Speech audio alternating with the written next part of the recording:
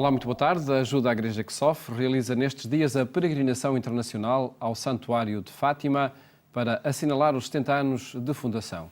Uma história que vamos evocar daqui a pouco com Catarina Martins Betancourt, diretora do Secretariado Português, para informar também sobre os momentos desta peregrinação. Antes, mostramos-lhe notícias que marcam a atualidade religiosa. Atualidade marcada pelo falecimento inesperado de Dom António Francisco dos Santos. Proximidade e bondade são marcas da sua presença na Diocese do Porto. Foi com inteira surpresa.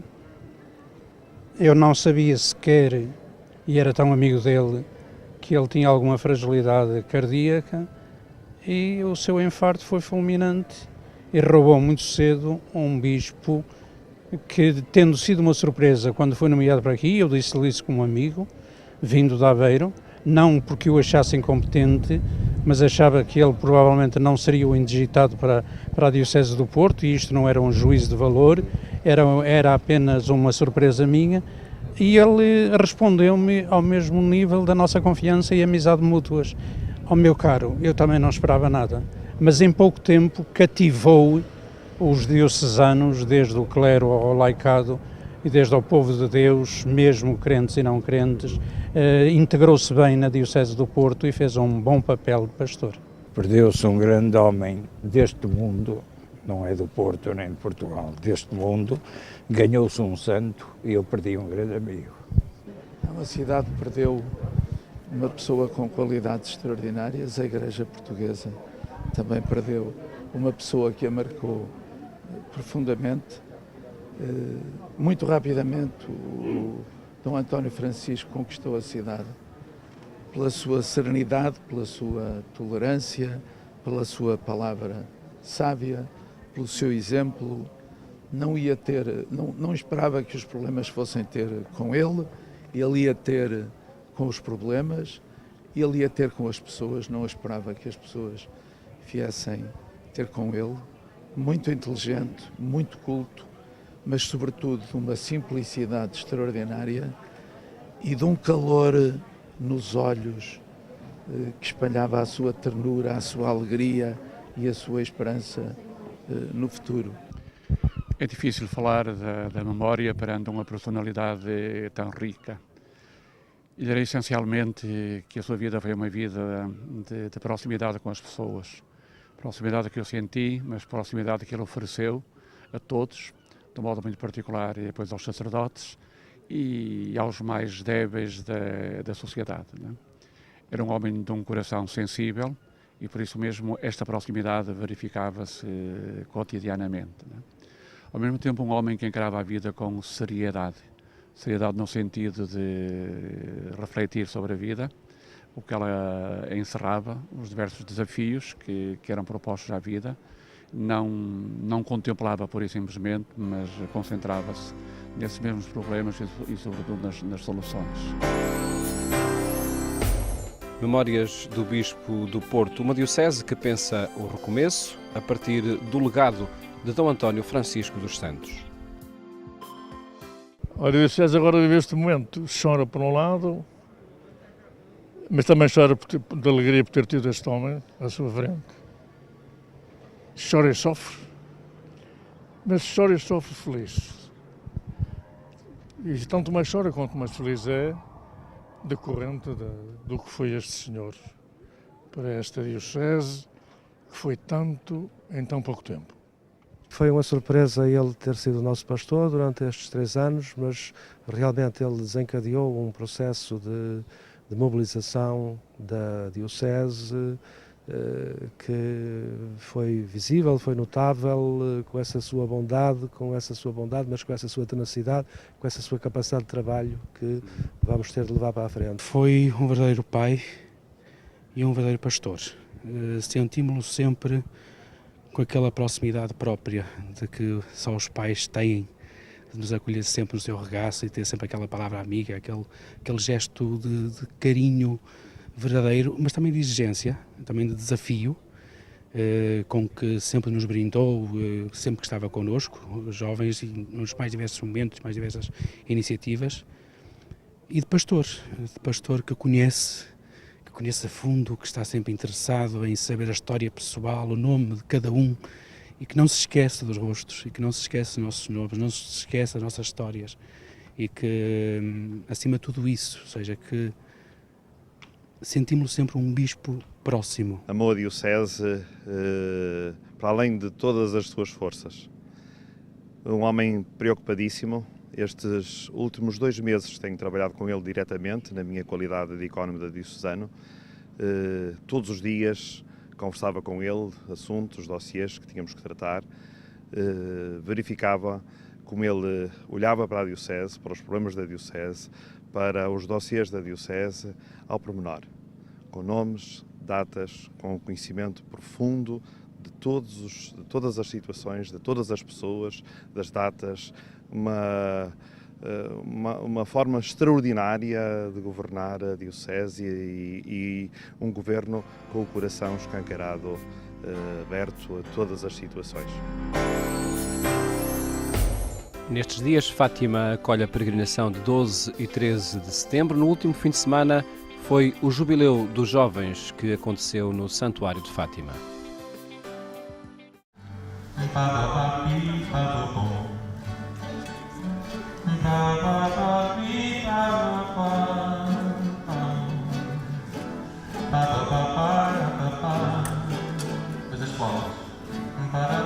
Os acordes e as melodias juntavam os músicos aos que tinham ali a oportunidade de tocar ao lado de nomes consagrados do nosso panorama musical. Foi uma experiência excelente, além da proximidade que temos com eles, estamos no palco com eles. Acabamos por ser todos jovens, esta partilha não só da parte deles, também da nossa parte. Eles também nos pediram para cantarmos, para tocarmos com eles e, portanto, acho que o Jubileu também é isto, é estarmos todos juntos, esta partilha, em nome de Deus também, a juventude é excelente, foi excelente.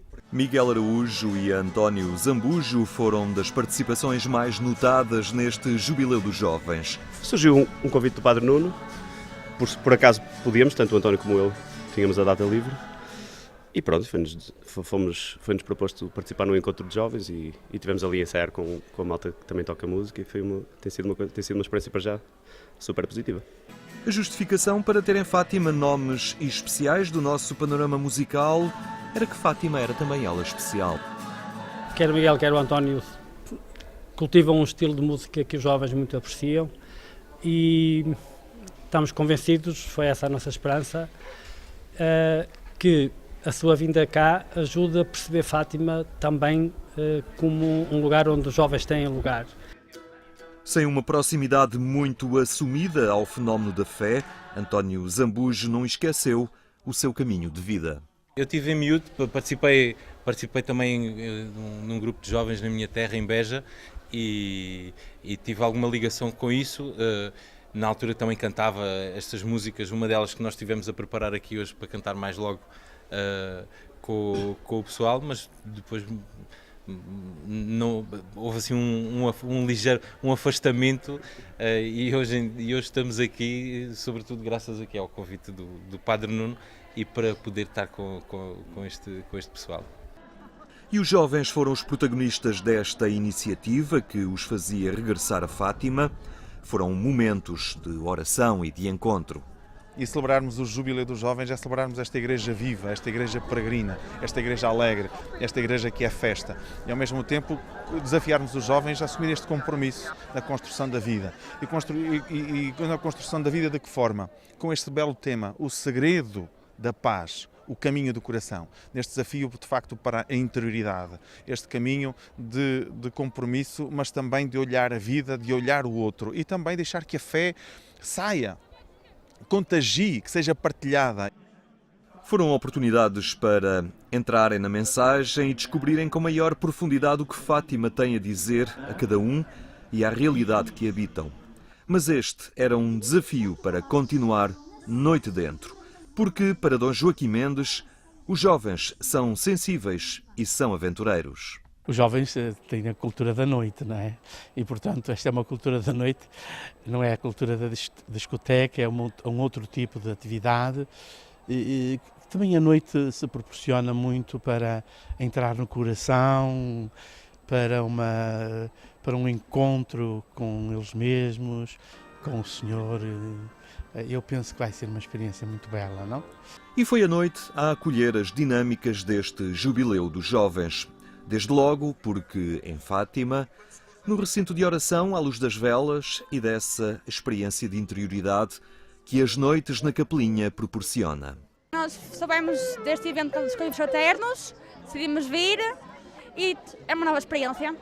E como é que estão a viver? O que é que mais te tocou até agora naquilo que tem? Acho que é união, há muita união entre os jovens, é bom sabermos que não estamos sozinhos e é muito importante para pessoas que estão a crescer na fé. Nós viemos como grupo, era uma atividade também para aprendermos também o que era, mais uma experiência como ser cristão, o que é ser cristão e toda esta envolvência. Acho que é um sítio onde todas as jovens podem reunir e partilhar os momentos, o que eles passaram na vida e assim nós aprendemos cada vez mais com os outros e podemos ter uma vida melhor. 7 passos leva Carolina. A marcar a noite, a música, Miguel Araújo e António Zambujo deram o tom à noite do Jube Jovem, que ia apenas no início. Nesta voz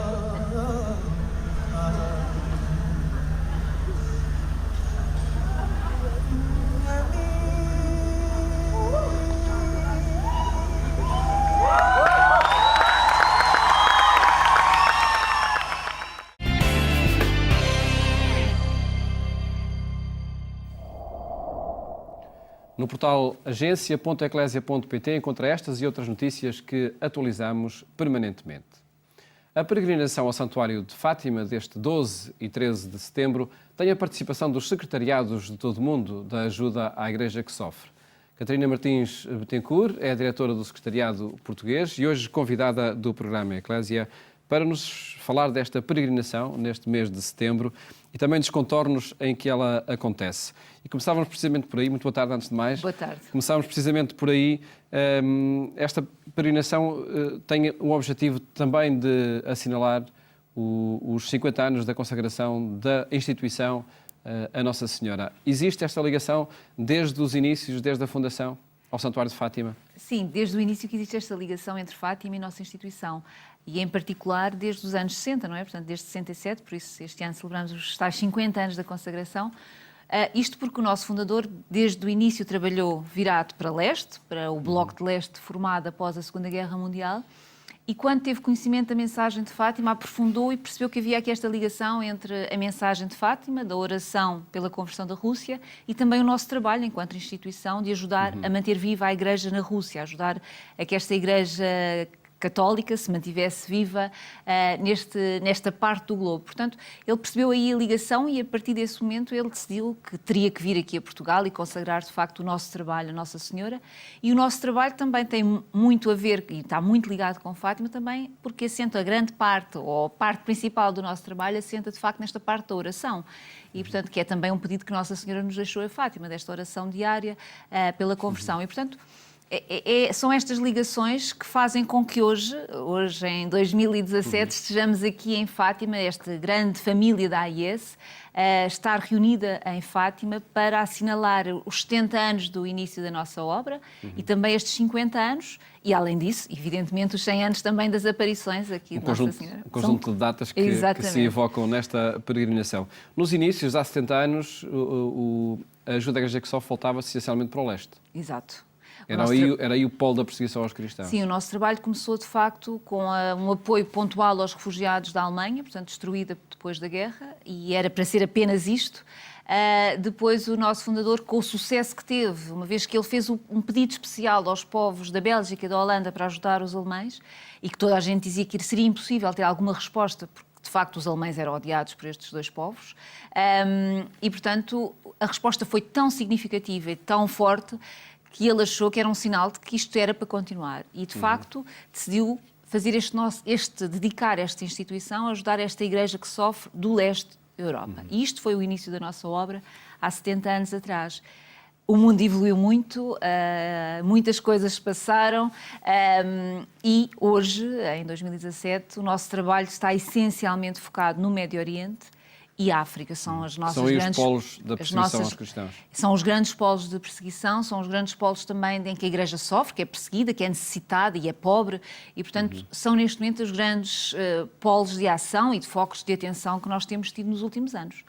E que meios existem e usam para fazer chegar a ajuda aos cristãos nesses territórios? Bom, sendo uma instituição católica, com uma missão pastoral de ajudar a Igreja, onde quer que ela esteja, a passar dificuldades, portanto, os nossos canais são sempre a Igreja. E, portanto, os nossos contactos são sempre através das dioceses, dos bispos ou das próprias congregações que estão no terreno e que fazemos sempre chegar através das províncias, dessas mesmas congregações, fazer chegar estes donativos. E é desta forma porque a Igreja, tanto no Médio Oriente, como África, como América Latina, a Igreja está no terreno, está junto dos mais pobres, é uma Igreja pobre, exatamente igual à população. E, portanto, é através desta Igreja que está junto da população, que sabe as necessidades exatamente daquela população, que nós fazemos chegar a nossa ajuda. E a nossa ajuda, sendo uma ajuda pastoral, nos últimos anos, e em virtude do que se passa no mundo, é uma ajuda que também tem um caráter muito humanitário, porque temos estado a apoiar, tanto no Médio Oriente como em África, com ajudas como vão desde os alimentos, combustível, água, medicamentos, portanto, são os bens essenciais para que esta população possa continuar a viver nos seus países. Um conjunto de preocupações que está na origem de muitas ajudas dos benfeitores, não só de Portugal, mas que partem para todo o mundo. Nesta peregrinação, é todo o mundo que vem até Fátima? Exato. Que representações teremos nesta peregrinação internacional? Nós, neste momento, temos 24 secretariados espalhados no mundo e estarão cá 13... 24 países. 24 países. E, portanto, estarão 13 países connosco, essencialmente os países da Europa, visto que é mais complicado viajar de países como as Filipinas ou como a Coreia. Portanto, é essencialmente os secretariados aqui da Europa que se vão juntar todos. Claro que ainda teremos poucos representantes da Colômbia, do Canadá e das Filipinas, exatamente. São fora da Europa, serão os únicos países, mas de facto, desta vez, será todos os secretariados a visitarem Fátima, com este objetivo também de renovar esta consagração que foi feita, porque queremos voltar, aqui o Secretariado Português todos os anos faz esta renovação da consagração à Nossa Senhora de Fátima, em Fátima, um encontro anual com os benfeitores. Mas desta vez é um encontro internacional em que vamos juntos pedir a Nossa Senhora para nos ajudar a manter-nos fiéis à nossa missão, de continuarmos a trabalhar neste sentido de ajudar quem mais precisa, desta Igreja que sofre, que é perseguida, que é necessitada. E é isto que vimos pedir a Nossa Senhora e depositar também nas suas mãos as nossas angústias, porque diariamente recebemos e-mails, recebemos pedidos de ajuda que são gritantes e, portanto, pedir também ajuda para todas estas pessoas que estão a passar por estas dificuldades. Terão também testemunhos desses locais de perseguição aqui nesta peregrinação internacional? Exato. Portanto, o nosso objetivo é, para além de trazer todo este conjunto de amigos e benfeitores que apoiam esta Igreja que sofre, é também trazer testemunhos desta Igreja que recebe a nossa ajuda, portanto, os nossos parceiros no terreno. E, de facto, vamos ter 7 testemunhos de 7 países dos 5 continentes que vão estar connosco e que nos vão dar um testemunho do que é hoje ser cristão nestes países. E para quem nos está a ver lá em casa, para perceber, vamos ter desde Papua Nova Guiné, Filipinas, Níger, Síria, Cuba, Venezuela e Ucrânia. Portanto, são os países que vão estar representados e que, no fundo, vão representar todos os nossos parceiros e vão dar um testemunho. E isso é o mais importante, de facto, fazer esta união entre aqueles que dão ajuda e aqueles que recebem a ajuda que nós diariamente enviamos para estes países. E, portanto, isto vai ser esta união para perceber qual a importância dos donativos que nós enviamos para estes países, a importância, que significado é que tem e como transforma também a vida destas comunidades. Um encontro internacional que decorre entre hoje, 12 de setembro, e o dia 15. Que programa tem esta peregrinação internacional? Bom, no dia 12 e 13 estaremos integrados na peregrinação oficial das cerimónias do dia 13, do 12 e 13 de setembro do Santuário. Depois, no dia 13, ao fim do dia, à tarde, às 18, teremos um concerto mariano no auditório do Centro Paulo VI. E depois, no dia 14, é então uma tarde de oração e testemunho na Basílica da Santíssima Trindade, a partir das 2h30 da tarde, que convido todos aqueles que nos estão a ver para aparecerem, para ouvirem também estes testemunhos em primeira voz, porque é de facto extraordinário termos esta oportunidade de ouvir alguém alguém que vem de países tão distantes como aqueles que eu já mencionei aqui, e é uma oportunidade única e, portanto, é uma tarde de estarmos unidos em oração com todos estes cristãos que estão a passar por tantas dificuldades. Serão relatos na primeira pessoa de quem vive cotidianamente esses contextos de perseguição. Exatamente, e são testemunhos... Sobretudo sacerdotes, bispos que darão esse testemunho. Temos cardeais, temos bispos, sacerdotes e temos irmãs. Portanto, temos um conjunto, um painel de pessoas que darão diferentes perspectivas, não é? Porque um cardeal terá uma perspectiva diferente de um sacerdote e de uma irmã, mas são perspectivas de quem de facto está no terreno a ajudar a comunidade e são perspectivas de pessoas que diariamente o seu trabalho é ajudar esta comunidade que está à sua volta. E são comunidades, todas elas de igrejas com, desde os casos de uma igreja mais pobre, estou a pensar no caso do Níger, que também sofre perseguição, do caso de uma Papua Nova Guiné, que é uma igreja também pobre, muito pobre, mas depois temos também o caso da Síria, temos o caso das Filipinas, também com testemunhos também impressionantes do que se está a passar na atualidade. E Cuba também. E Cuba e Venezuela, que Venezuela. são de facto países, Venezuela, não é? Um país que está na ordem do dia, por todas as dificuldades que está a passar, e que a Igreja também tem tido um papel importante também de ajudar a comunidade que também está a atravessar tantas dificuldades. O cardeal Mauro Piacenza preside a peregrinação 12 e 13 e também esta vossa Exato. peregrinação internacional. Sendo o nosso presidente internacional, o cardeal Mauro Piacenza, portanto, vai presidir a nossa peregrinação, esta da AIS, mas também está a presidir as cerimónias do dia 12 e 13 do Santuário de Fátima, portanto, como presidente internacional da AIS. Catarina Martins, obrigado por ter estado neste programa e felicidades também para esse trabalho de ajuda aos cristãos perseguidos. Obrigada. Muito obrigado. Mais logo o programa Eclésia passa também na rádio, na Antena 1, onde lhe fazemos companhia pelas 22h45. Votos de boa tarde e até amanhã, se Deus quiser.